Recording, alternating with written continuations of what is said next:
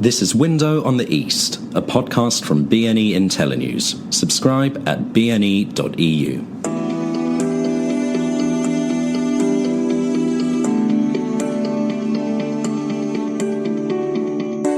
Another BNE IntelliNews webinar.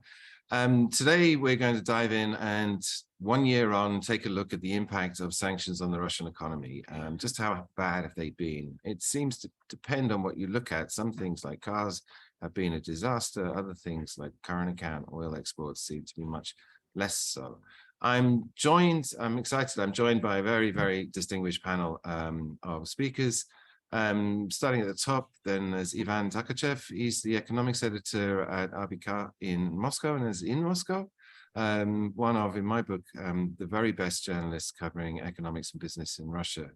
Then we also have Iikka Korhonen, who is the chief economist at the Bank of Finland Institute for Emerging Economies, BOFIT. And if you don't subscribe, then you really should get their weekly digest, covers Russia and China. It's an excellent way of keeping up on what's going on. We're also joined by Mrs. Fish, Elina Ribakova, who's the deputy chief economist at the International Institute for Finance in Washington, and again, top commentator on Russian economics. And by Alexander Isakov, who is now the head of Russia and CIS Economics at Bloomberg, former chief economist at VTB Capital, who I actually haven't seen since Moscow days for many years, but also top commentator, analyst on what's going on in the Russian economy. Before we get started, two pieces of housekeeping. The guests who are watching this by Zoom, you're welcome and invited to ask questions. If you use the chat function, then we'll try and answer them as we go, if we can. The second thing is that you can see a recording of this on our YouTube channel, and you can find a link to that on bne.eu/welcome. I also encourage you to sign up to the Editor's Picks, our daily digest by email, which is our best stories. That's free to read. Same place, bne.eu, welcome. And you should take a trial if you're in the game and you're really interested in the details of all these things and listen to the comments of our speakers, their own work.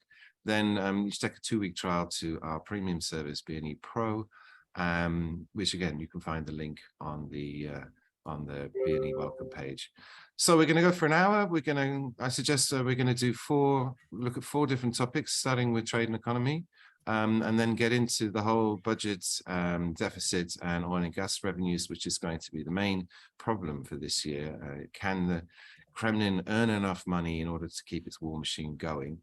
And then have a look specifically at sanctions, how are they working? Within that, there's problems with semiconductors. Some of the retail stuff has reappeared through parallel imports, and so on. And finally, take a quick look at the possibility of a continuation of the energy crisis. The gas tanks super full to bursting at the moment, but that may not last. We have to see. So let's start with the economy. It shrank by something between 2.9 and 3.3. The EBRD just came out with a revision 3.5 contraction yesterday, but it didn't shrink by the 15% that everybody thought it was going to shrink at the start of the war. In fact, it seems that the sanctions have done a bit less damage than the coronavirus, and that Russia has been, it's put in this sterling performance much better than anybody thought. And going forward this year, again, there's even more uncertainty. The EBRD left its forecast for this year at 3% contraction, although the IMF stirred things up by coming out with a forecast that it was actually going to grow by 0.3% this year, which is better than Germany and the UK. And in that sense, from the macro numbers, it seems like sanctions have been a failure. But of course, if you drill into it, looking at the sectors, there's been a lot of damage.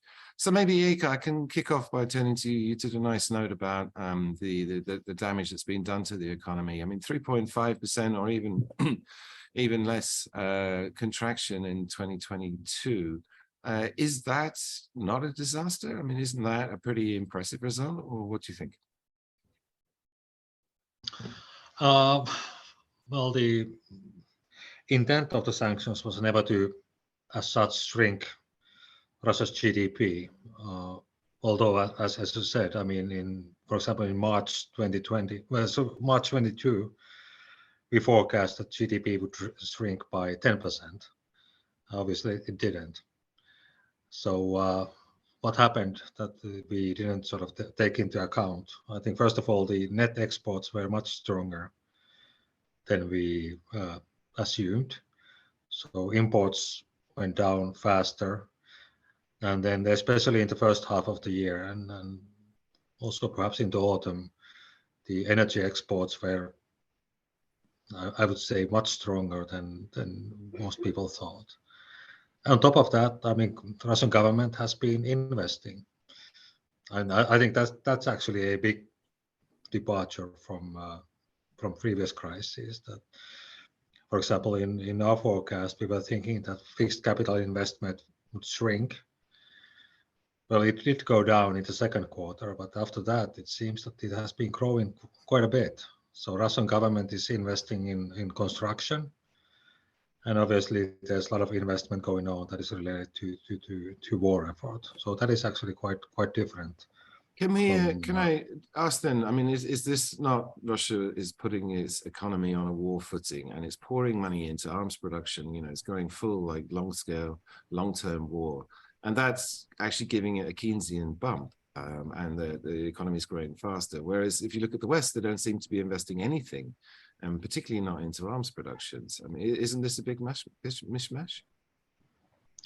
Well, I mean, the first part, yeah. I mean, Russian government is putting much more money in war production, and every piece of munition that is being launched in Ukraine and every piece of military equipment that is being bought actually is counted as GDP.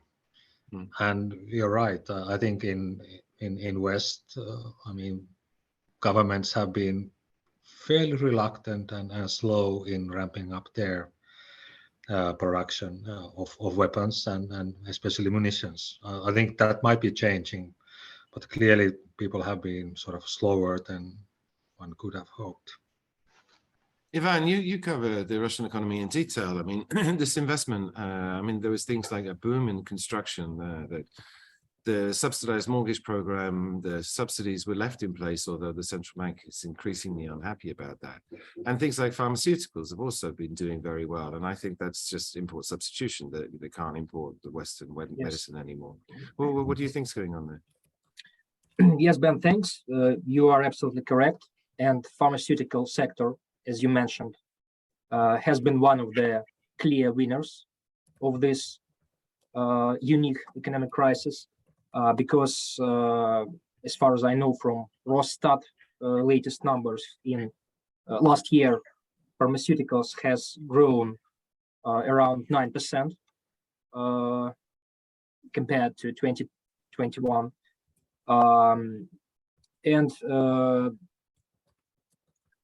Is in particular, you know, the production of pharmaceutical substances, so-called active pharmaceutical ingredients, has grown almost 25% last year. So this is one of the sectors which clearly benefited from those import substitution drive. But I should note that you know, it's a bit misleading. It's a bit delusive growth, because pharmaceutical sector in Russia is also was one of the most import dependent. There was big dependency on equipment, Western equipment for production of drugs. There was a very big extent of dependency on those active substances, ingredients, materials, and so on. So that is why I mean that this pharmaceuticals growth is, you know, centered around I think cheaper and less advanced drugs, of course. But as for, you know,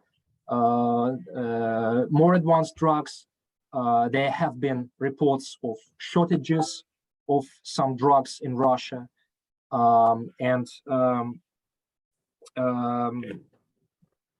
you know, that there is shortages of equipment for production lines for pharmaceuticals. But nevertheless, you know, as the central bank reported in its latest report on so-called regional economies, There's been a couple of major medicine production plants being constructed across Russia. So it's certainly one of the winner sectors. And the thing with the construction, because I was surprised to see that the construction's been booming, and there's actually been, the central bank was worried about a bubble in the housing market because people were rushing to get these mortgages. But that seems to have cooled down recently. And the central bank was trying to tighten things up to stop that. But the government, again, I think the idea with, or correct me if I'm wrong, the idea with the subsidy was to encourage this construction boom, because construction is one of the three big drivers of the economy. And so that was sort of economic stimulus or relief, in order to prop the economy up while it's being battered by these sanctions. Well, first of all, as far as housing construction, yes, of course, this has been beneficial from this government's subsidized mortgage loan program, but it clearly has its own risks. And I think one of the major risks for this year is really a potential burst of this price bubble at the residential market, because if and when this program ends, prices can really crash, I guess. So, Elina, we've been talking about some winners, pharmaceuticals. But there's been some real losers too. The automotive sector stands out. I think it is worst in July. The sector went from producing something well over 100,000 cars a month to just 3,000. Having said that, the automotive sector, which everyone pointed to as a disaster, has recovered somewhat. I think they're back up to about 60,000. So it's well, maybe less. It's 50,000. Anyway, it's down from what it was, but it's not as bad as it was. Who would you say are the winners in the winners in this sector in industry? So I think in this, the Chinese exporters to Russia are definitely the winners in this situation. In terms of the sort of overall picture on the contraction, yes, we did have the sort of the provocative more than the 10%, 15% contraction this year, which didn't happen. I think Iikka was a bit more conservative, rational, 10%. Why did it not happen? I do think that a big chunk of it has happened. I'm not such a believer in the second quarter, especially big investment reported in the Russian GDP breakdown. I think there is definitely investment and there is a pickup in the war economy. And who is the winner? In the end of the day, any factory in the world or elsewhere that is focused on the military production or had to retool into military production, those are the winners. The uniforms and the missiles flying to Ukraine, that is GDP growth, quote unquote, in Russia. But in terms of the GDP growth last year and even this year, I do find it hard to believe that we had a contraction of 2.5 or so, what Putin talked about a few weeks ago, because the breakdown, the sort of the double-digit investment growth in Russia, which we know, first of all, in the best of years, has never accounted for a very large share of GDP. We do know that government and state-controlled enterprises usually sort of, if there is growth in this investment, it's usually these companies and the budget. But also there is a lot of leakage, which then is sort of wasted, is not actually genuine investment. So that is my concern, that I think probably last year the contraction was somewhat bigger. You can look at the Sber indices, which are still published. You can look at the beige book surveys by the central bank. I think there is also a question of messaging. I think the authorities in Russia are getting together. There is Ministry of Economy, there is Belarusov, there are others. They all talk together and they say, look, we need to have an upbeat message and we need to streamline that message. And we might get more Chinization of the Russian reporting, which we have not seen in the past. Russian reporting actually was, as people here on this call know very well, used to be very detailed with some inaccuracies, especially from Rosstat on the GDP numbers, but nonetheless used to be very comprehensive. So I'm still a little confused. I think because this contraction of whatever it is, around 3%, slightly less or more, it's not that bad. And although if you look at individual sectors, there were stories like there's no white paper, no print paper, because it all came from Finland and it disappeared. But it seems that actually not only has the economy survived pretty well, it remains very robust. And while there are problems, and I think Elina is right when she was saying, you know, guys, industry, get ready, you're going to have to go back 2 generations in technology in order to make this work. Like Ivan was saying, some high-tech drugs are now missing. And so if you have an illness related to one of those drugs, you've got a problem, but the other stuff is being replaced rapidly. To what extent is Russia being able to introduce this autarky? I mean, how fast can that go? I think in terms of the replacement, and also I see the comment here that somebody's asking about Vladimir Milov's paper on the real impact of Western sanctions. I put another sort of paper there from the same outlet for Free Russia. The issue is there is a substitution. There is an import substitution. China has stepped in significantly in terms of substituting goods. As we looked specifically at the chips and a little bit to drones and some military equipment, in terms of substituting the goods that they used to receive from Europe and the US. Whether it's real substitution or whether it's rerouting some of the European goods or American goods, we do not know yet, and there are increasingly more studies on this. We will continue working in that direction to see if actually, you know, there's some anecdotal evidence whether, for example, Netherlands or German, you know, company drones, you know, via Turkey getting shipped to Russia. But, you know, we want to look at it at a more macroeconomic systemic way. But for now, Russia is getting access to what it needs, maybe at higher prices and maybe imperfectly, more expensively. But I think that's also what was an important part of undermining the effect of the sanctions. And that's why, sorry, just last one, you know, we did a lot of measures on the financial sector sanctions. Since 2010 onwards, the US has been very focused on that. 14 was effective and then continued in the same vein. Financial sanctions, when you have overcompliance, it sort of turns into de facto trade sanctions, and then that's what helped in the beginning. But since then, you know, the trade effect has dissipated, which the US and Europe are trying to do export controls. But this is a tool that they're much less familiar with, they're much less experienced in using, and especially implementing and enforcing. And I think that's also part of the problem. Yeah. So sorry, can I give just one note on import substitution? Well, of course, import substitution in Russia has produced mixed results. And, you know, we know that there are theoretical models that just say that import substitutions, the forced import substitution, always leads to some lower quality of, you know, well-being, because you need to divert resources to substitute lost imports, especially if we talk about investment imports of machinery, machine tools, equipment, and so on. But you know, recently I found a very surprising, you know, thing. There was a survey produced by Gaidar Institute among Russian enterprises, and you know, about 20% of surveyed enterprises said that they actually continue to bring into Russia to receive sanctioned equipment, machine tools, and so on. So those Western goods. And I think this is fascinating because it shows really how porous the sanctions regimes are, the high extent of those sanctions leakage, because you know that, of course, Turkey has emerged as a major transit hub for re-exports of Western goods and technology. So many enterprises admit that they have increased imports of those equipment from China, of course.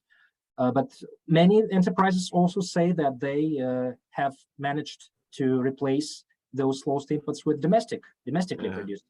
We were saying from the beginning that there's going to be significant leakage. I mean, just looking at the sort of Belarusian shrimp scenario, Belarus doesn't have a coast, and when the EU agricultural imports to Russia were banned, then we get shrimps from Belarus. But your point, I mean, everybody knows the Turkey story. That one's obvious. It's been widely reported. But I mean, I think as it goes on, it gets worse and worse. I was just reading this morning about how Kyrgyzstan suddenly is a massive transit route. Armenia has been suddenly, the import of Western goods to Armenia has suddenly surged. That the export of washing machines from Central Asia and Georgia to Russia has surged. And of course, those washing machines have chips in, which end up in missiles on the battlefield. And it's going to be a game of whack-a-mole. I mean, to what extent is it even possible to enforce these sanction bans?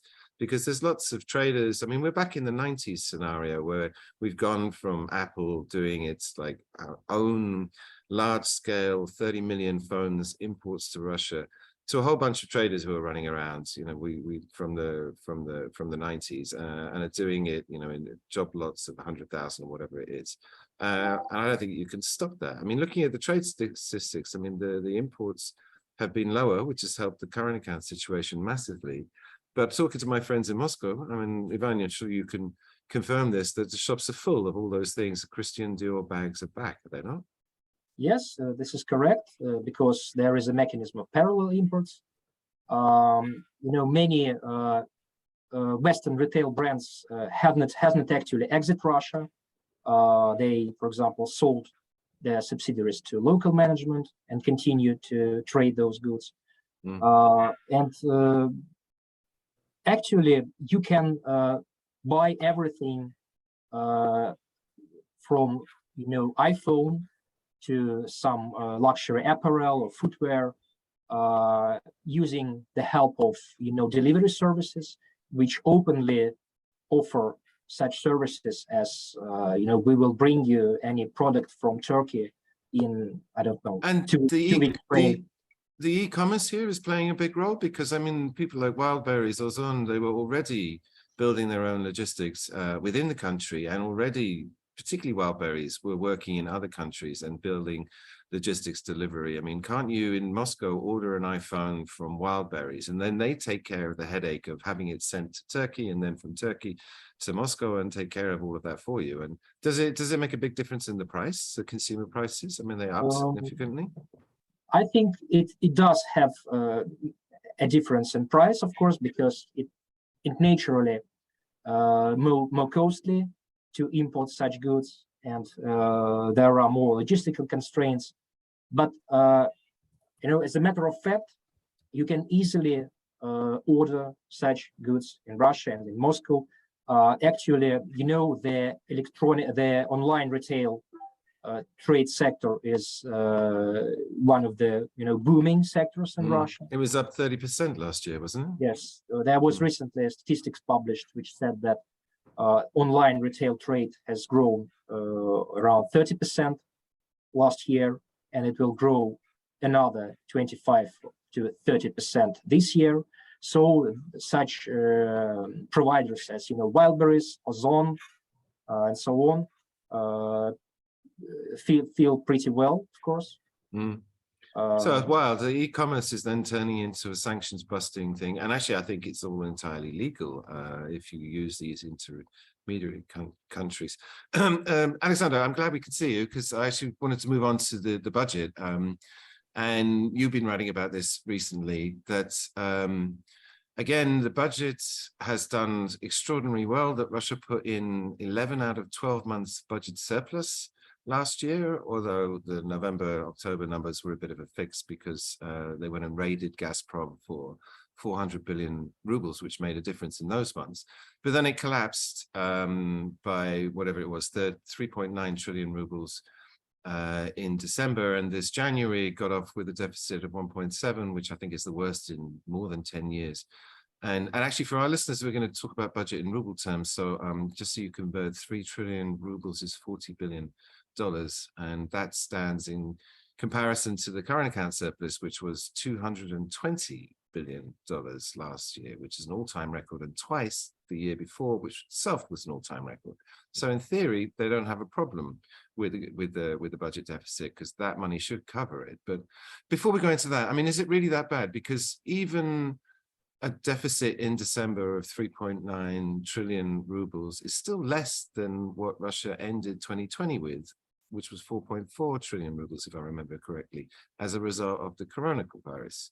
So that the deficit, yes, is bad, and it did collapse, but is it really that big a problem?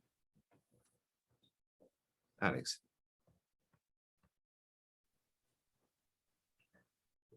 Oh, can't hear you.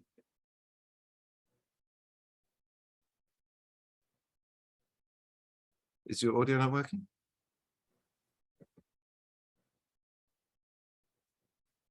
We seem to have a technical problem.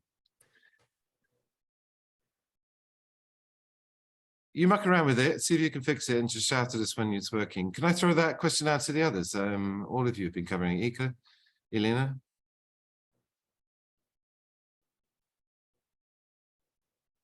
I can start maybe, and then Yeah. Iikka, I just unmuted him. So no, very quickly, I mean, obviously we do know the numbers, right? So we have the January number for oil and gas revenues is down 46%. They fulfilled in 1 month about 2/3 of their deficit plan of 2% for this year. So let's break it up. We have the oil and gas revenues are down because they're still using Urals, which is a mechanical formula, right? There is extraction tax, there is export tax, it's purely mechanical. It has the formula and coefficients in there. It's linked to Urals price. So I have a lot of questions to me, people asking where Russian companies, report, how they report to the budget. They don't report much, they have to do mechanical calculation. They do have a third tax, which is sort of excess profits tax, which maybe people here on this call can explain to me more. But, that is the tax. As a macroeconomist, I find it impossible to forecast because it is based on the specific field, the investments in that field, the write-offs in that field, and then they pay this bulky, payment to the budget. But anyway, because Urals is no longer really reflected the real price. We've seen the volume of purchases from Europe drop down sharply on one hand. On the other hand, it has turned into, and here, the speakers, I also want to hear feedback, it has turned much more into a surveying exercise. And, so you call Russian traders and people who trade with Russia and say, what was the price on the contract? And they tell you, oh, so bad, so bad, so bad, 37. And then it sort of gets aggregated and gets contributed to Bloomberg. And Alex, I'm sure, will explain to me that it's all wrong from Bloomberg. But, there is this effect of the discount that is merged, and that is, I don't think, fully reflecting the price. And we are hoping to publish something on it next week. So then, of course, the Russian budget automatically shrinks. At the same time, you had January spending, which shot up completely unseasonally in January.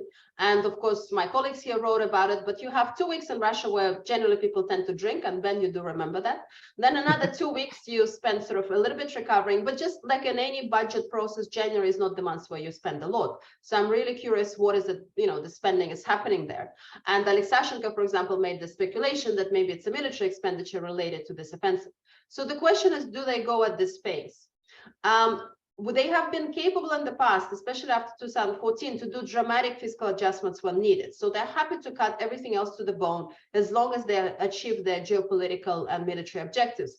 So I wouldn't yet fully write off Russian budget as 6%, 9% deficit this year, or more than, I've seen more high estimates than that, just because they're capable of removing all other spending, babushkas, dedushkas, and everything else, but investing into the security, domestic security, and military spending. And I'll stop here.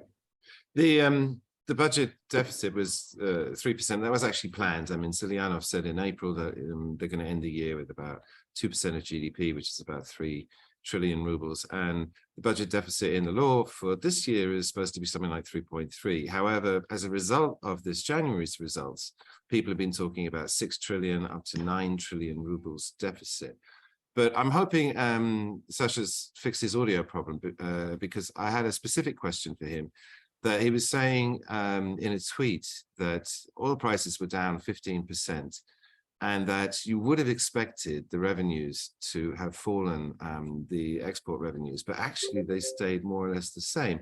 And Elina, you alluded to it too, is that, this budget thing's all on the Urals price, but it seems also that the Urals price is becoming increasingly irrelevant, that it's not Urals that's being traded anymore, that it's other blends, and that the whole Primorsk-Rotterdam route, the European route, is now again being it's not relevant anymore because the ships are going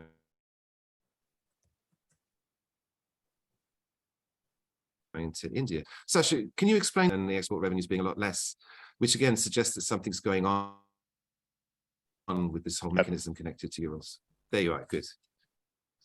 You could hear me, right? I can hear you now. Yeah. All right. Okay. Yeah, thanks. So I was pondering this question about the fiscal revenues and deficits, etc. And my feeling is that, so there's a lot of, the system of oil taxation is very complex, and forecasting the revenues is a bit of like economist competition. It's about like signaling that you really understand, as Elina said, what drives excess income revenue or minerals extraction tax, etc., etc. But from an outside observer who is like generally interested in the sanctions story, I don't think it's the most useful kind of indicator at all. I think because Russia, like for the last couple of years and currently totally places all of its debt domestically. So they all place their debt domestically on the local market in rubles. It is totally sanctioned, so there's no external investors. So the only real constraint on the budget is essentially inflation.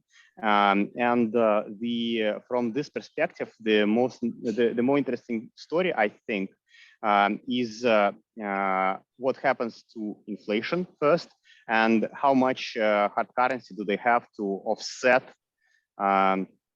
some of the shortfalls of the oil revenue exports. These are interesting things, and I think there's a variety in opinion of this. My opinion is that essentially, given recent changes in the oil tax system, they'll probably stop using National Wealth Fund to like finance deficit in the second half of the year. So just to give you a sense of the diversity of opinion, some think that National Wealth Fund will run out like this year. This is an extreme kind of view, right? Like in the coming months this year. My feeling is that it's probably just not going to run out. They will. Surely I saw the Kiev School of Economics did a paper about this, and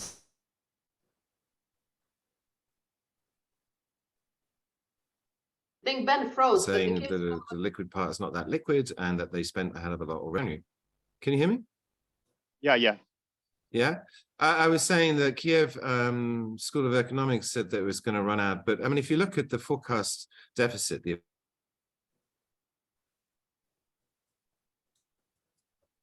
official one is 3.3 trillion rubles, and then on top of that, there's all the liquidity in the banking sector, and Minfin said it's going to issue whatever it is 3.5 trillion rubles of OFZs in order to tap that.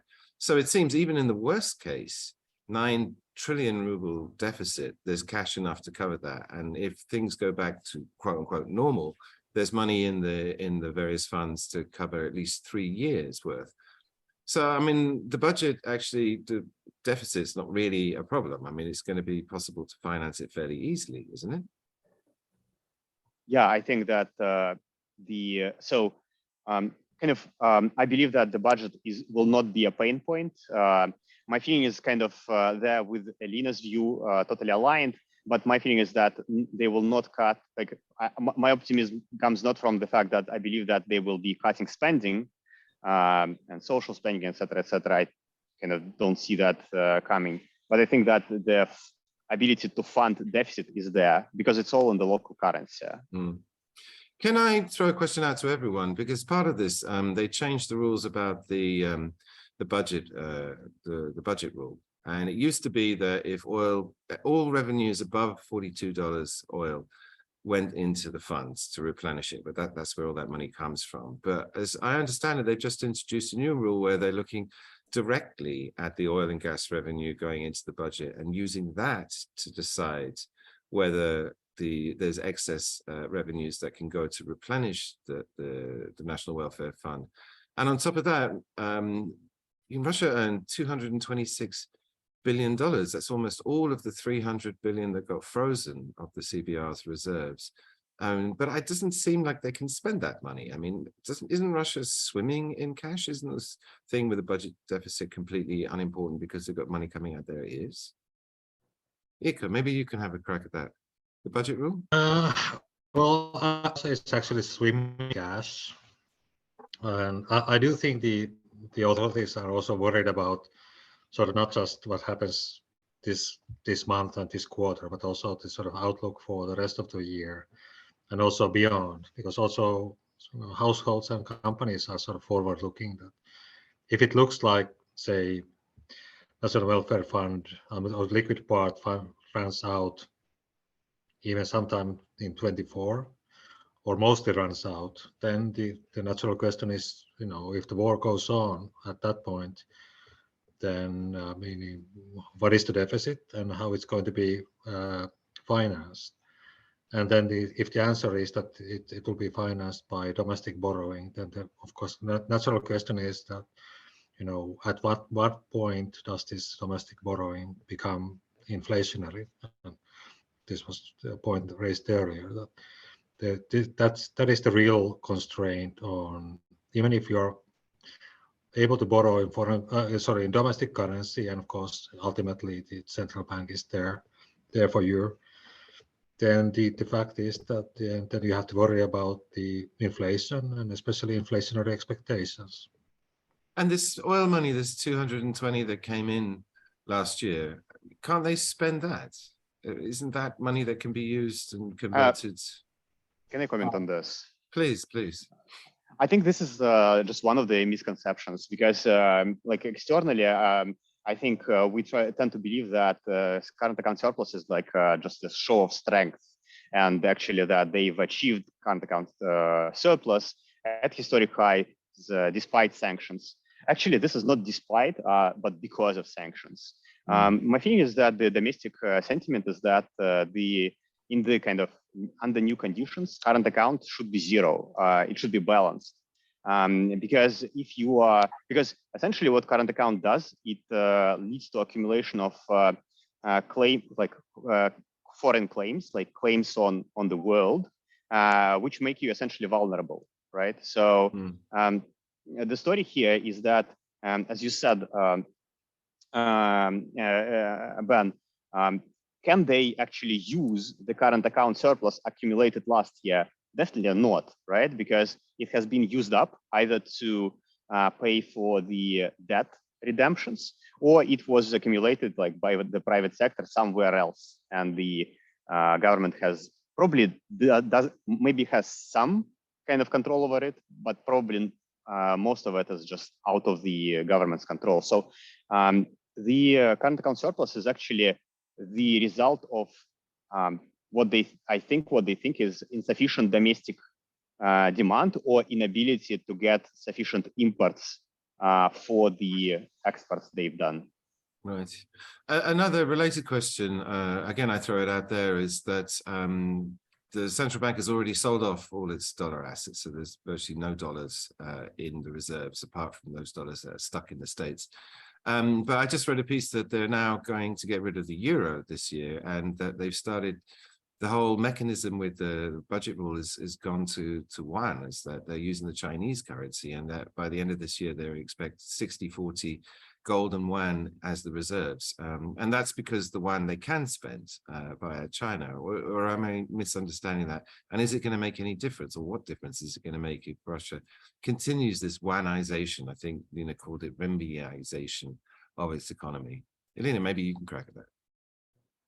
Well, we've seen the data on the domestic trading of yuan, increased. I think it's more than 30% on the over-the-counter and in the MySix. But the issue is it's not a flexible currency, right?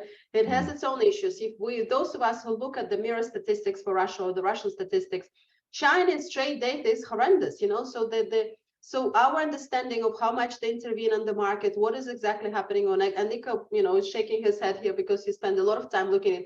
We're back to the 90s. In that sense, some of our forecasts were not completely off. And again, some people here remember, the over-invoicing, under-invoicing, and the cooking on the export-import side, so that the capital account is completely obfuscated. China is doing it more and more, and has been increasingly so. So we do not know what's happening with the currency in terms of the central bank interventions. We know that it's not a sort of open capital account currency. We know that there is no enough liquidity in the market. So before all this war, when China was trying to lure foreign reserve managers, including Russia, into investing into the domestic bonds, is that most people walked away and said, no, it's not liquid enough. Even for our even of our geopolitical objectives, it's tricky. And the Russian central bank tried to was like a cat through the window, pushed into this Chinese currency. So for Russian broader business and population, it is hard to switch to something that is not liquid. It's going on though. I mean, there were like one bank offered one account at the start of this year, and last I read in Arbeka, I think, there's now 20 and people are actively doing it. We should let Iikka jump in here because he covers. We did have mortgages in Swiss franc at some point in Hungary, right? Look how well that turned out. Oh, no, I'm complete agreement with Elina that yuan is not.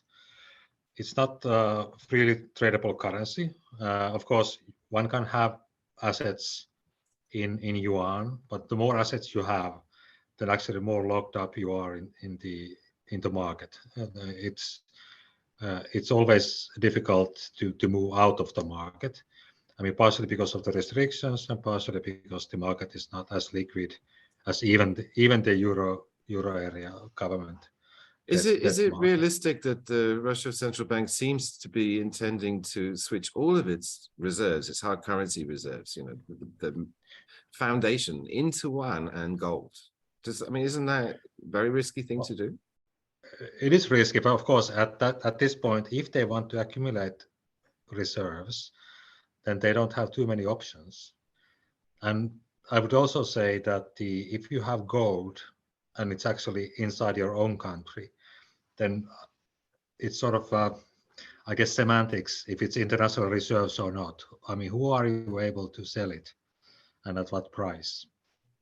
I mean, most central banks will have their gold reserves in New York and London and Zurich, just for, basically, if you need to sell it, then they will just take it from one place in the world to another place, and the money will be credited to your account.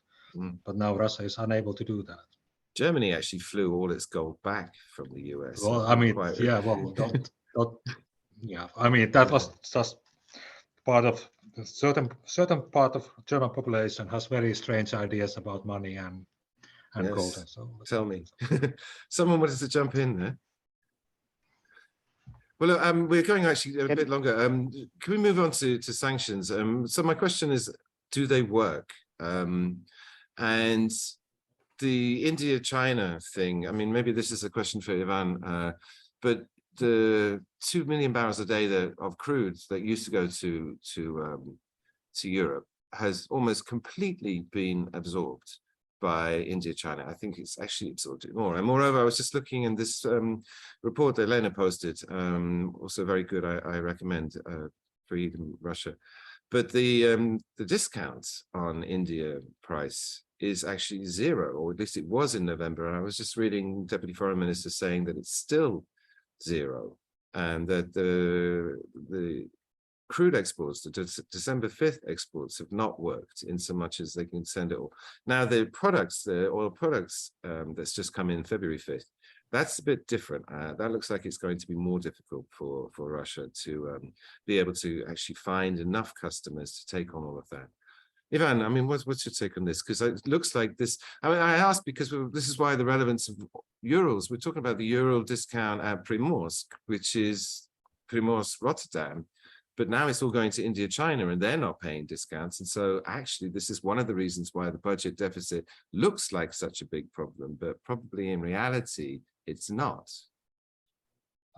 Yes, Ben. First of all, I think that you are correct saying that genuine discounts of Russian Urals oil that are being sold to India are not so big as presumably implied by official data on Urals price. So I think that according to Indian customs data, actually, the average import price for Russian oil was around, I think, $80 per barrel last year. So actually, there were no discounts, and some independent observers say that Russian oil is currently being sold to India at $70 to $75 per barrel. And as for China, there is not a very large discount. For example, I saw data from China customs authorities. According to this data, in December, I think, or last year, Russian oil was being sold to China at a probably 9% discount to Saudi Arabian oil. So it's well, quite sizable discount, but not 15 to 17% discount to Saudi oil, which was reported back in spring and in summer. So, and as for this rejiggering of trade and sanctions regime, there is a very important point that one of the exceptions from the sanctions regime that European Union has provided is that they cannot import Russian crude oil and Russian petroleum products directly, but they are allowed to purchase petroleum products made from Russia crude oil in third countries. But this is crazy. This is crazy because, I mean, what you've done is you've taken the short trip from Primorsk to Rotterdam, where it could be refined. And now you see, I mean, the imports of Senegal in West Africa, which has just invested in a huge refinery. Now they're exporting to Senegal diesel as well. And Senegal is going to take its own diesel, fill an oil tank just slightly more than half full, mix it with the Russian, and then send it back to Europe. But who's going to pay for all that transport? It's going to be the end user, the Europeans. Indirectly, European Union continues to import Russian petroleum products, recycled for in third countries, processed in third countries. Also, there is issue of blends and ship to ship Russian petroleum and non-Russian petroleum, which can be imported into European Union too, and which are not subject to G7 price cap. So actually, I researched some statistics, and even before this embargo and these price caps come into effect, European Union has substantially increased its imports of petroleum products from such countries as Turkey, India, and China. So we should assume that partially it is Russian crude oil processed in those countries. To play devil's advocate, and again, I throw this out to anyone who wants to comment, isn't the embargo, it's not an embargo. All it is a massive distortion into what was a super efficient market, whereby you're just making these products travel long ways so they can be rebranded before they come back and meet. Because the whole point was to keep the oil flowing so that there wasn't a shortage in the EU in particular. America's self-sufficient, so it doesn't really get involved in this.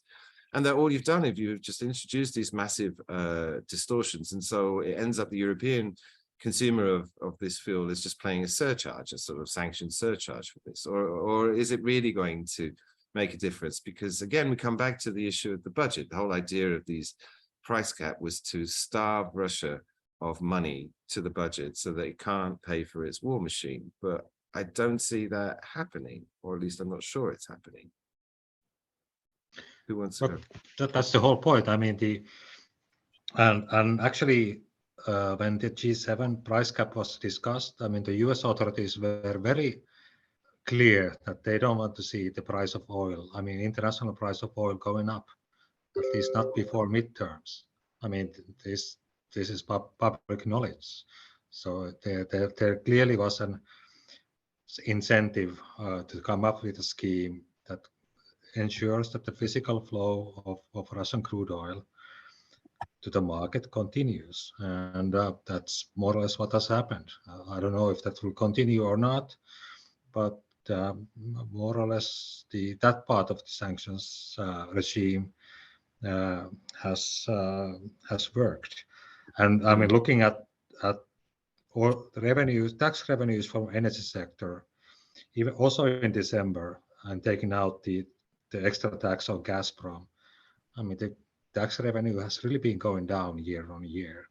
So if those numbers are correct, the other part of that part of sanctions regime trying to push down the tax revenue of Russian Federation is working as well. For how long? Well, let's see. But so far, it seems to be working. And what about the products? I think the exports of that, and it's much more widely distributed. Alexander, if you're still there, the Bloomberg did a nice piece about the ghost fleet, and that this is not sanctioned. That these Russian-owned ships, they've got like more than 100 now, can be taken anywhere, and they could sell the products whatever they want, and they can be tasked to carry the products as well, the refined products. Have we lost Sasha? I think we have, haven't we? No, I'm here. No? I'm here. Okay. Yeah, as I say, so, Bloomberg dug into it. I mean, I saw a calculation that you'd need like 230 ships to carry the production, and Russia's only got about 40. So yeah. This is not going to work, and this is part of the reason why they announced the production cut, 500 million barrels a day earlier this week. Please. Yeah, you're correct, Ben. So our story is basically that, so we've looked at the number of ships, but we also looked essentially into the rationality of the output cut. So crude oil output cut is only rational if it kind of generates net gains in export revenues for Russia, right? So for example, you cut 5% of your exports and the oil prices increase by 6%, then you are the winner. You gain more export revenues. It didn't happen. Actually, the response in the oil prices up to this point is half of what Russia needs to break even for its oil output cut. But just to add to the kind of efficiency of sanctions debate, my feeling is that so you should split into like the role of sanctions as a punishment and as a deterrence. I think in terms of punishment, we all understand that the kind of empirical evidence is kind of weak on this front, but the deterrence effect is probably why we are seeing kind of persistent applications of sanctions and what's kind of happening with Russia. And I think the deterrence effect like is rather huge, right? So in an alternative world without sanctions, we probably would see a very different behavior of very large number of other countries. So like, I think that's the potential outcome. So we're coming towards the end now, and I intended to talk about this a bit longer, but quickly dive in that the IEA said that this year there's going to be a $40 billion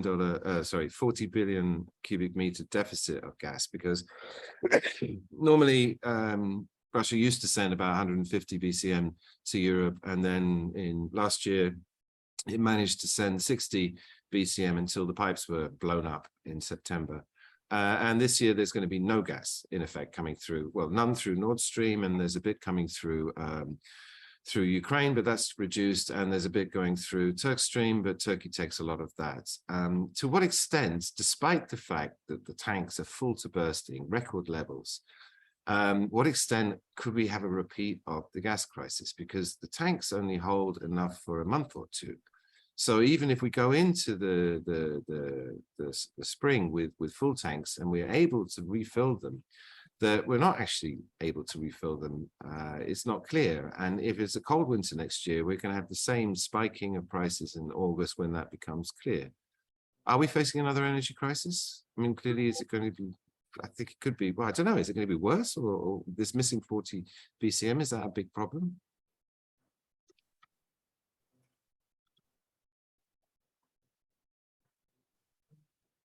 No one knows. Iikka, go on, you're shaking your head. No, if I had to make a guess, or actually I'm willing to bet money that we won't. I think I mean, warm or mild winter helped. But if you look at German, or actually European industrial production, apart from fertilizers and so on, I mean, there's been tremendous amount of adaptation, and companies have been able to sort of use different processes, different raw materials, with no visible effect on their output. And I think this is one of the sort of big lessons from last year. Obviously, if the winter would be very, very harsh, and there would be some disruptions to LNG flows from other parts of the world, then we could face, again, very high energy prices. But in the meanwhile, I mean, as we have seen, a lot of countries have now invested a lot in different energy sources, including my own. I mean, Yes. we simply, with one floating LNG terminal, if the flow of LNG continues as it's now foreseen. Well, that's a key question, because last year we actually had a run of good luck. The weather was very mild, and China's lockdown, its COVID shutdown policy meant that there was a lot of spare LNG that they weren't using. But now that's stopped, and China's bouncing back, and that LNG is going to go off the market. And going into the fight, I read that there isn't actually enough LNG to replace the European gas that was going into Europe and meet Asia's demand, particularly if the Chinese economy is doing well. So Iikka, I mean, as an expert on China, is the Chinese economy recovering, and is it going to take all that gas off the market? It is recovering, but actually the parts that are recovering are especially domestic services that don't use much energy. They don't use our machinery. They don't use too much raw materials from other parts of the world.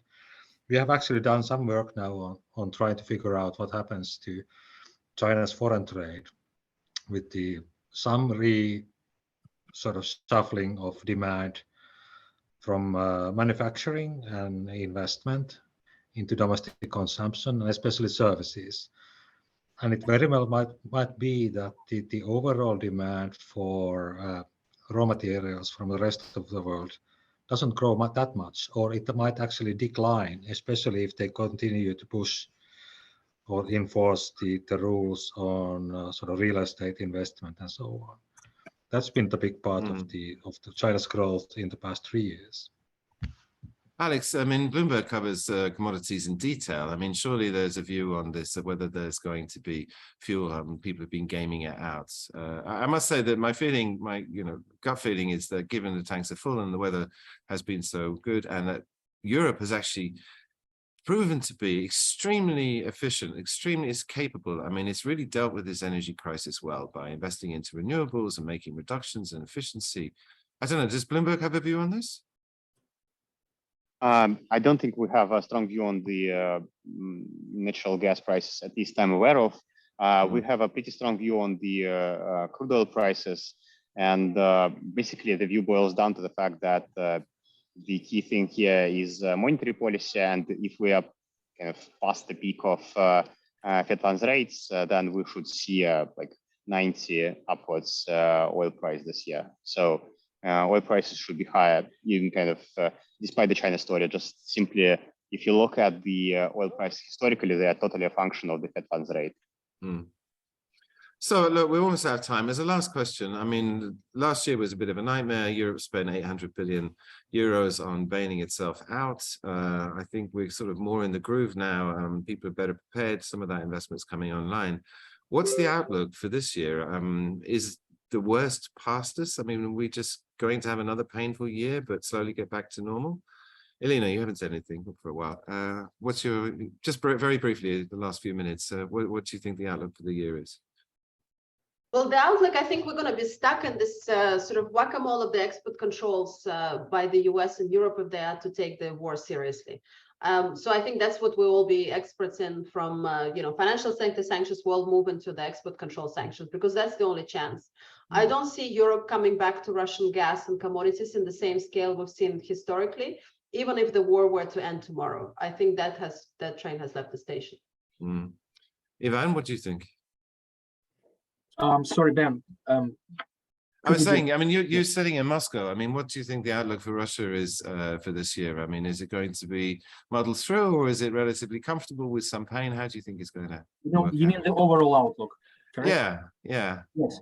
Well, frankly speaking, I think that, all the risks are pretty manageable for Russian economy this year. There are factors that support its growth, such as, for example, many Western businesses actually stay or selling their subsidiaries to local management, which helps them, to continue their business. Of course, the main theme of this year would be normalization of current account surpluses, with imports recovering. I think in January imports actually returned to growth in dollar terms year on year. Actually, I think that in the worst case, we will see, a decline of GDP at around 1.5%, no more than that, I guess. So it would be like, an ongoing stagnation rather than, some catastrophic scenarios, I think. Iikka, what about your outlook? And if you could comment on the outlook for Europe, because I mean, we've got Germany stagnates, we've got UK in recession, we've got everyone else like below 1% growth. How do you see this year playing out for Europe in particular? For Europe, well, if I'm going to sort of start from the official institutional view, that in December the ECB had a forecast of 0.5% GDP growth for euro area this year. I think most likely there will be some revision to that forecast, and for the reasons that we have talked before, I think the most pessimistic scenarios didn't materialize, and many countries have actually sort of rode out the crisis reasonably well. So then much actually depends on the global economy, and say how the US sort of bounces back from the growth, if they have had a growth slowdown. Okay. So in that sense, I think. Sorry. Go ahead. Yeah, I'm sorry. I just want to add very quickly that, despite what I said, that, the economic risks are quite manageable, I think that what we should underline is that, we have a very high level of uncertainty in Russia currently concerning economic policy, concerning tax policy, concerning foreign trade developments. I think that we have not seen such level of uncertainty, I think maybe since, I don't know, 1998 crisis or so. So this is a very important factor, I think. This unprecedented level of uncertainty. Yeah, no, it's insane. Alexander, if I could ask you to close out, I mean, for you to rephrase the question slightly, what do you see as the biggest risks, the biggest risk factors for this year where things could go wrong? What worries you the most? The biggest risk for Russia, Europe, and et cetera, comes from the war in Ukraine, right? So, like, what will like the war is the key story here. I'm not sure that like the deficit of 1, 2, 4, or 5 trillion will actually like matter. We are trying to understand what will happen in the next 6-7 months, and this is the key story. Yeah, we have a fighting season. I'm convinced the Ukrainians are bloody minded about this. They're not giving up now. They've passed the point of no return, and they will keep going. So everything depends on how this season goes, because Putin doesn't. I mean, the talks of peace that there have been, they're not real talks. Both sides are so far apart that I don't see any chance of a negotiated settlement unless something forces it. But I don't see anything on that. Look, guys, my panelists, we've lost Elina. I think she had to leave. But Iikka, Ivan, Alex, thank you so much for joining me. That was absolutely fascinating. Wish we had more time. There's still a lot more to talk about. And for all of you out there at home, I hope you enjoyed it. As I say, we will upload this, well, it'll automatically be uploaded to our YouTube channel as soon as we finish here. You can find links to get an email alert for when we release these things at bne.eu/welcome. Also, there you can find a link to try our pro service where we go into all this stuff in detail every day. And I recommend you sign up for Editor's Picks, which is a nice short email digest, comes out once a day with the best stories from our sites from across the region. So once again, thank you very much for the panelists. Fascinating discussion, and I hope to see everyone again next time. All the best from me, Ben Aris. Thank you. Thanks. Bye. Yeah. Bye.